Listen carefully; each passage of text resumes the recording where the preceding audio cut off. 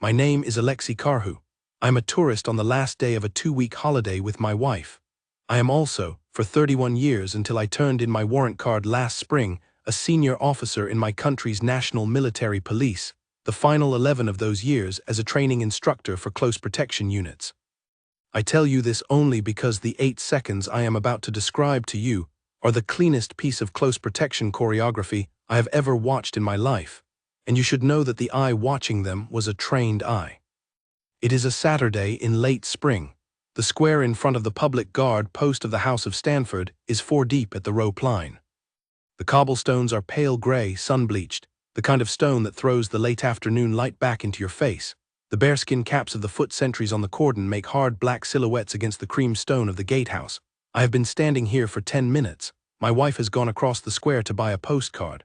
I'm watching the post because I cannot stop watching posts. It is the same instinct that makes a baker glance into the window of another bakery. The royal guard on the near side of the cordon is a young man, maybe 23. Red wool tunic, brass buttons polished to a mirror, white gloves so white they hurt the eyes, the SA-80 rifle with bayonet fixed at the slope. He has not moved in the 10 minutes I have been here. He blinks, nothing else. A tourist 3 feet from his face is making the international face of a man pretending the guard is not real.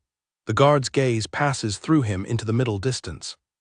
There are easily 2,000 people in this square. The crowd at the rope is dense and slow. The way crowds are at a sight everyone has come a long way to see. Most of them are looking at the guard. A few are looking at the gatehouse. Nobody is looking at the corners. I notice the 2 plainclothes before I notice the drunk. The first one is on the foreground left corner of the square, near the iron lamp standard. Dark gray coat, plain cap, holding what looks like a guidebook. He is wrong. A tourist with a guidebook does not stand with his weight balanced evenly on both feet, both knees soft, both hands empty inside the open coat. He stands with one hip forward, hands full, head tilted. This man is reading the square. I clock him at minute 3. The second one is on the foreground right corner, by the pillar at the entrance to the side street. Brown coat, no cap, mid-40s, sandy hair. He is doing the same thing on the same beat. When the first one's head turns toward the gatehouse, the second one's turns toward the rope line. They are cutting the square between them like a pair of scissor blades, and the cordon is the seam. I have done this work. I have been the man on the corner, more times than I can count, while a head of state moved through a crowd or a foreign minister walked the 15 paces from a car to the door of a building. I have taught younger men how to stand in those corners. I have written down, on training boards in lecture rooms in 3 different cities, exactly the small adjustment of weight from back foot to front that signals the start of a converge. I have made men do it again and again in slow motion, in heavy rain at 4 in the morning, after a 12-kilometer run with their hands shaking from the cold, so that the body would remember the movement even when the mind was tired enough to forget its own name. I know what I am looking at. There are constables here, in concealed positions, working the post. Then I see why. He comes through the crowd from the southwest, weaving, late 20s, pink shirt half tucked. He has a friend behind him, a stocky kid in a baseball cap with his phone already up and filming. The drunk is laughing about something. He has the loose, soft footwork of a man at the wrong end of an afternoon at the pub. His eyes are bright and bad. He has decided to be the main event of someone's day. I see the man on the foreground left straighten, not a big movement. A 1/4 inch of weight shifts from his back foot to his front. The guidebook closes against his thigh. His right hand comes out of his coat pocket and rests at his side. I see the man on the foreground right do the same thing on the same beat. They have seen this coming. Whether they spotted him at the rope line or whether the watch officer flagged him 3 minutes ago over an earpiece I cannot hear, it does not matter. They are in position. They are ready. They have already decided who will go first. The drunk reaches the rope. He puts both hands on the cord and rocks back and forth like a boy on a swing, grinning at his friend with the phone. The friend is saying something I cannot hear. The drunk says, loud enough for half the square to hear it, "Watch this, I'll touch his rifle." He laughs. He swings one leg over the rope. I want you to understand the geometry. The cordon at this post is a low velvetan brass rope on stanchions about 8 feet out from the sentry. Beyond it, a strip of pale cobblestone the public is not to enter. Then the guard. The whole arrangement is designed for one purpose. It tells anyone with eyes where the safety line is. To cross it is to make a choice. The drunk makes the choice. He steps over. He walks 4 steps across the pale stone. He stops in front of the young guard. He is grinning. He has not yet seen what is about to happen to him because he is 26 years old and has spent his entire life inside a country where nothing ever happens. He reaches up slowly. He is performing for the phone. His hand goes past the guard's chin, past the white chin strap, past the slope of the rifle's wooden stock, past the brass receiver. It comes to rest on the flat of the bayonet, the flat of a live blade. 21 inches of steel that the royal household sharpens to a specification. I do not know but can guess. His fingers close around it. The guard's response cracks across the square like a rifle shot. Stand back from His Majesty's guard. One sentence, parade ground pitch, formal. The vowels of it are square and hard. It is not a yell, it is not anger. It is the regulation challenge, the precise piece of language the Royal Guard is trained to deliver when a member of the public crosses the safety line, and the young man delivers it perfectly. His mouth opens. His eyes do not move. His rifle does not move. Nothing about him moves except the air leaving his lungs in that one-shaped sound. The drunk freezes. His hand is still on the bayonet. His face has gone the color of milk. His mouth is open in a half-laugh that has nowhere to go. The square goes silent. I have heard a square go silent twice in my life. It is a specific sound. It is the absence of 1,000 small sounds at once. Then the constables move. Second one, the man on the foreground left is running, not sprinting. Running with the controlled forward lean of a man who knows exactly how far he has to cover and what he is going to do when he gets there. His coat opens at the front. There is nothing in his hands. The man on the foreground right is also running, on the same beat from the other corner. They are arriving at 30 degrees off the drunk's left and right. This is not improvised. This is the standard converge. Second 3, a uniformed sergeant comes out of the small door in the gatehouse to my left at speed. Black uniform, peaked cap, the silver pip of his rank visible on his shoulder as he comes through the door. He has been inside that gatehouse the whole time I have been here. He has come out fast and clean. He angles to the drunk's back. Second 4, the first plainclothes reaches the drunk. His left hand goes onto the drunk's right elbow above the joint. His right hand goes onto the drunk's right wrist below the bayonet. He does not pull, he guides. The drunk's hand comes off the bayonet because the constable's hand has decided it will. The drunk has not yet understood that he is being arrested. Second 5, the second plainclothes is on the drunk's left side, mirroring. Both elbows now controlled. The sergeant arrives at the back, 3 points of control, textbook. Second 6, I hear one of them say something low and even. I cannot make out the words, but I know the cadence. It is the caution. They are reading him his rights in the same voice you would use to ask a stranger to please move their car. Second 7, the drunk's knees go, half because they are taking him down and half because his knees have decided that his legs are not safe to stand on. The two plainclothes lower him to the cobblestone the way you would lower a sleeping man to a sofa. There is no thump, there is no scrape. The drunk is on his stomach, cheek against the cool stone, with his hands being drawn behind his back. Second 8, the cuffs click.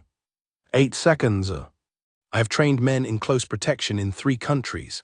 I have run live-fire scenarios where a team's job was to go from concealed positions, identify the threat, cross the open ground, and apply controlled non-lethal restraint in under 10 seconds. I have stood at the back of those scenarios with a clipboard and yelled at men who did it in 11. I have never personally seen a real-world deployment that came in under 9. This one came in at 8. The young Royal Guard has not moved. His rifle is still at the slope. His bayonet is still where it was. His chin strap is still tight. The white gloves are still white. His eyes are still pointed at the middle distance, somewhere above the heads of the crowd, somewhere into the year 1912. His mouth is closed again. If you had taken a photograph of him before the drunk arrived, and a photograph of him now and put them side by side, the only difference would be a single line of breath visible in the air between his lips, because the afternoon has cooled a fraction. The friend with the phone is still filming. He has not lowered the phone. He has not stopped. His face has gone the same color as the drunk's. His mouth is open. The phone is shaking in his hand. I can see from where I stand the small red dot on his screen still recording. Second 12, a fourth man in a constabulary high-visibility vest has appeared from the side street with a clipboard. He is jogging. He arrives at the sergeant's elbow. The sergeant says something. The man with the clipboard nods, opens the clipboard, begins to write. Second 30, a dark blue van pulls up at the curb where the side street meets the square. The two plainclothes have the drunk on his feet now, bent slightly forward, hands cuffed behind. They walk him to the van. The friend with the phone is being spoken to by the sergeant. The phone has finally come down. The sergeant has a hand outstretched. The friend hands the phone over in a movement that suggests he is doing it before his brain has caught up with the idea. The drunk goes into the van. The doors close. The van leaves. The man with the clipboard is now beside the rope. He is putting up a small temporary sign, public access restored in 1 moment. Please step back from the line. The rope was never broken. He is making sure of it.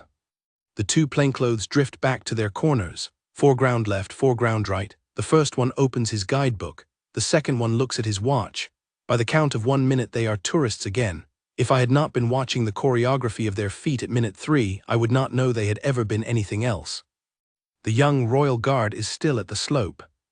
The crowd, after a beat of held breath, begins to applaud. It is a strange, thin sound at first, then thicker. People are clapping. A woman near me is crying without making a sound. The guard does not acknowledge any of it. He is a statue again. He has been a statue the entire time, except for the 1 sentence and the 1 breath. His eyes go past me, past the woman, past the lamp standard, past the building behind, into the middle distance where they belong. By dusk, the friend's phone footage is at 400,000 views. By the time my wife and I sit down to eat that evening at a small place around the corner from our hotel, the clip is at 900,000.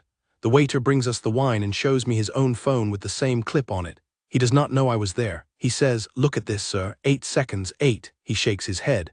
These men are trained. By the time we walk back to the hotel, the clip is at 1.3 million. By the time I brush my teeth, 1.6. I sit on the edge of the bed and open my laptop and write a 1-line email to a man named Tarmo who runs the close protection corps of my country's diplomatic service. We trained together in the late 90s. We have not spoken in 2 years. I have nothing to say to him except this. Tarmo, this is what trained discipline looks like at scale. A. I attach the link to the clip. I send it. I close the laptop. I go to bed. I wake the next morning at 6. I cannot sleep. I get dressed in the dark and I walk back through the empty streets to the square in front of the public guard post of the House of Stanford. It is gray at this hour, the sun not yet over the buildings, the cobblestones damp from the early street cleaners. The crowd is gone. The rope is back where it was. The brass stanchions are polished. The man with the clipboard is gone. The dark blue van is gone. The post is manned. There is a different royal guard at the Cordon. Older, mid-30s, brown mustache, the same red tunic, the same bearskin, the same chin strap. His rifle is at the slope. His bayonet is fixed. His eyes are forward. I look at the foreground left corner of the square. A man in a dark gray coat is standing by the lamp standard. Different man, same coat. He is reading a guidebook. His weight is balanced evenly on both feet. He glances at the gatehouse. He glances at the rope. He turns a page. I look at the foreground right corner of the square. A woman, this time in a brown coat with her hair tied back. She is on her phone, apparently talking. She is not talking.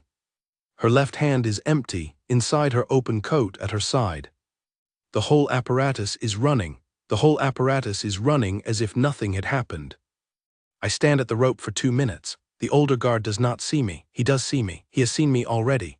He has counted me, weighed me, decided I am safe, and put me into the part of his attention that runs underneath the part that is looking at the middle distance.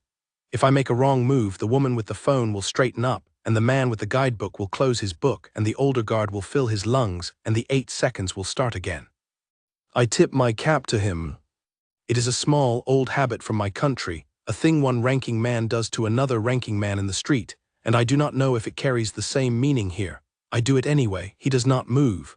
The corner of his mouth, I think, lifts a fraction of a millimeter, or perhaps the light has shifted, or perhaps I have invented it because I wanted it to be there. I walk back across the square.